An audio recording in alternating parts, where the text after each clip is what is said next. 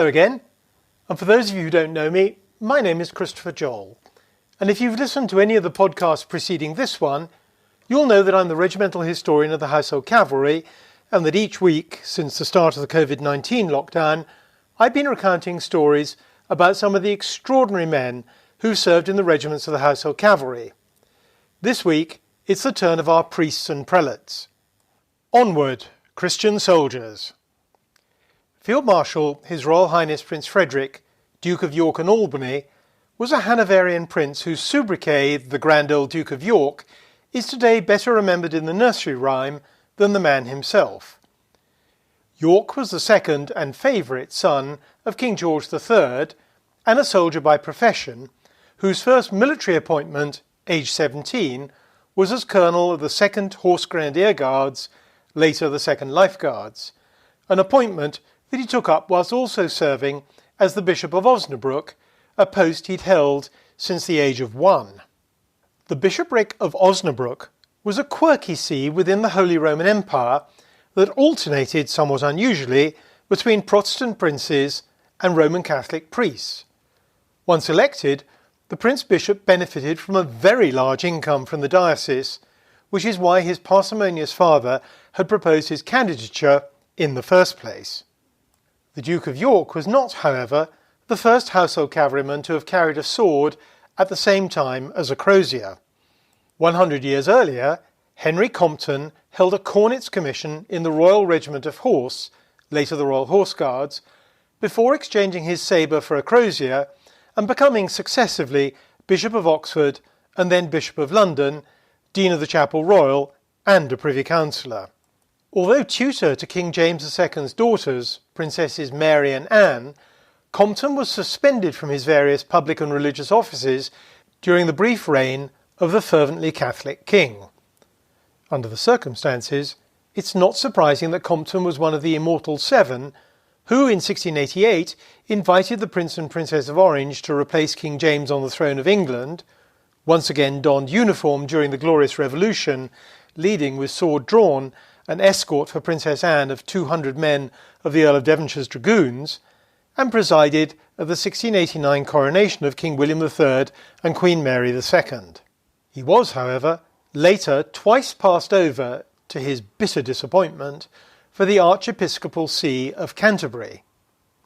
Another candidate for a top ecclesiastical job was Henry Howard, a scion of the ducal Norfolk family and a lieutenant in the 2nd Life Guards, whose sole military distinction was to command a section of his regiment on the escort at the accident-prone state funeral of the Duke of Wellington in 1852.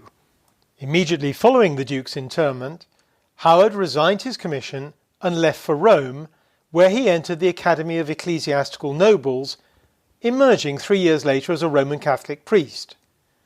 Had he not died prematurely in 1892, Cardinal Howard, whose priestly career, after time as a missionary in Goa, was spent largely in the Vatican and included the posts of Archbishop of Neo-Caesarea in Partibus and Archpriest of St. Peter's Basilica, would undoubtedly have been a strong candidate to follow Pope Leo XIII, who died in 1903. In addition to Bishop Compton, Bishop York and Cardinal Bishop Howard, the Household Cavalry's religious ranks also more recently include a monk, who is still fondly remembered by his lifeguard contemporaries. The late Captain Howard Shotter was the Irish-American son of a Hollywood film producer.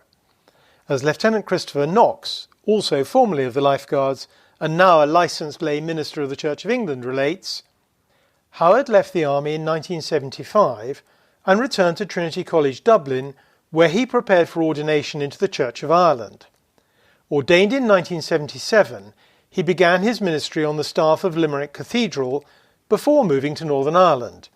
In between, he spent some time at the Anglican Franciscan monastery near Sherborne, Dorset.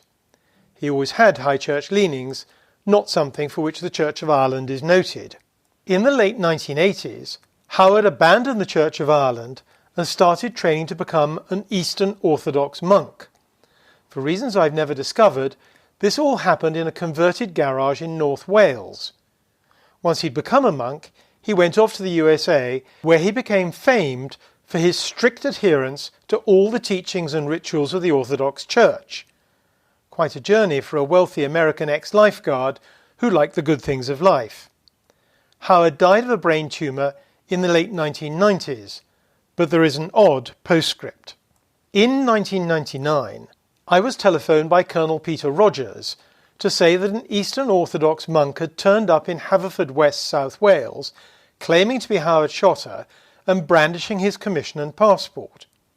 On a wet and miserable Saturday, I set off for Haverfordwest with a friend to identify this person. He was holed up in a flat, and we managed to contact the landlord, who provided us with a key which in the event didn't work. So we went to the police, who were not in the least bit interested about a potential illegal immigrant. We then managed to get hold of the local representative of social services, a retired major who was much more robust. Meanwhile, we bought a couple of crowbars so that we could, if necessary, break in. Eventually, the police turned up with a handheld battering ram, and with a growing group of people gathered on the stairs to watch, knocked down the door. Inside was a rather pathetic individual who looked nothing like Howard. Apparently, he'd travelled over on the QE2, where all British immigration formalities had been carried out on board. The man was arrested, and we returned home. Some time later, I was telephoned by the local Royal British Legion representative, informing me that the impostor had been released, as the police were more concerned about drunkenness in Haverfordwest than an illegal immigrant. The social services ex-major then stepped in, and the man was eventually rearrested and taken to an immigration holding centre at Heathrow Airport. Inquiries revealed that he was one Michael O'Callaghan, who was wanted for $1 million fraud in the US. He was eventually repatriated at the US government's expense. These and other stories can be found in an expanded form in my book The Drum Horse in the Fountain, available from Amazon.